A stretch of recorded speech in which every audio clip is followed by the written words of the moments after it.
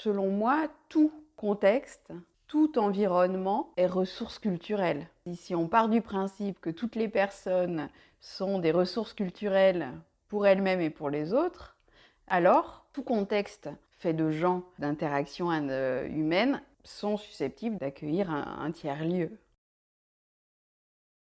Bonjour, je suis Alexandra Martin et je suis responsable de l'innovation et des relations internationales au sein de Croix-Rouge Compétences Nouvelle-Aquitaine.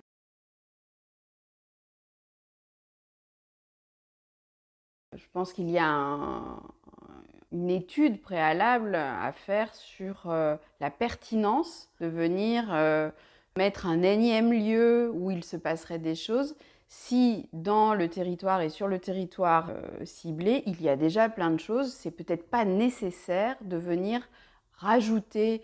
Il y a quand même une étude préalable du territoire et des besoins surtout de territoire, pour éviter parfois des concentrations de propositions finalement qui se ressemblent dans un périmètre très serré, et puis à l'inverse, des endroits où il y aura un manque total de besoins.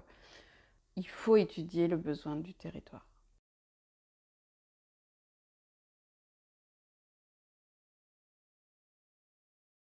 Si on prend l'exemple de ce rocher de Palmer, donc qui est la scène de musique, une rive un peu oubliée de la métropole bordelaise, ça a fonctionné parce que l'association qui est aux manettes faisait un travail auprès des populations et auprès des personnes qui vivent sur ce territoire depuis le début.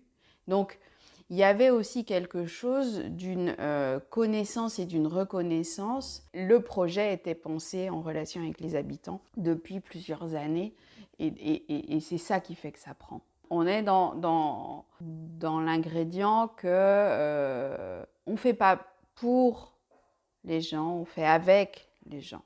Et ça, c'est une démarche de coopération qui est indispensable quand on veut une appropriation. Un projet qui est approprié par le territoire, ça veut dire que le territoire s'en empare et le fait sien et il se reconnaît dedans. D'être à la fois attentif à ce qui fait lien pour les personnes et ce qui fait identité pour les personnes sur un territoire, et ne pas se priver de les amener vers un ailleurs, vers un autre, à la découverte d'une autre identité, d'une autre culture et d'autres ingrédients et d'autres composantes de la vie.